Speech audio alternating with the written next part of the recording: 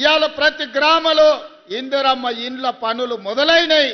అందుకే ఈరోజు ధైర్యంగా ఆ సంతోషంతో మీ అందరి అభిప్రాయాన్ని సోదరుడు మాధవరెడ్డి గారు మా కనీసం ఇంకొక 3,000 ఇయ్యమంటుండు.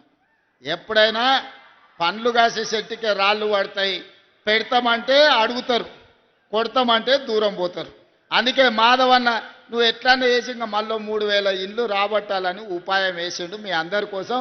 నేను ఇంత పెద్ద ఎత్తున సభ పెడితే మాధవన్న సంతోషంతో పెట్టిండు అనుకున్నా.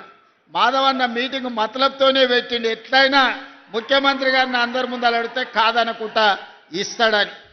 నిజంగానే నియోజకవర్గాలలో పేదోళ్ళకి ఇండ్లు ఇచ్చే నాయకులు అంటే నాకు ఇష్టం. పేద ప్రజల్ని ఆత్మగౌరవంతో బ్రతకడానికి సహకరించే శాసనసభ్యుడు ఉంటే భుజం తట్టి ప్రోత్సహించాలనేదే మన ప్రభుత్వం యొక్క ఆలోచన. వచ్చే ఏప్రిల్ కొత్త సంవత్సరం ఫైనాన్షియల్ ఇయర్లో తప్పకుండా ఈ నర్సంపేటకు మళ్ళీ 3,000 నుంచి 3,500 ఇండ్ల మంజూరు చేసే బాధ్యత గృహ నిర్మాణ శాఖ మంత్రివర్యులు పొంగులేటి శ్రీనివాసరెడ్డి గారు తీసుకుంటున్నారు. అందుకే వేదిక మీద నుంచి వారికి ఆదేశాలు ఇస్తున్నా.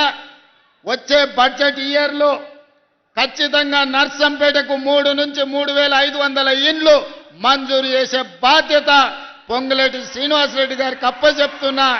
వారిని పర్యవేక్షించుకుంటూ నీకు ఇండ్లు ఇచ్చే బాధ్యత నేను తీసుకుంటా అని చెప్పి ఈ సందర్భంగా నర్సంపేట మిత్రులకు నేను తెలియజేస్తున్నాను.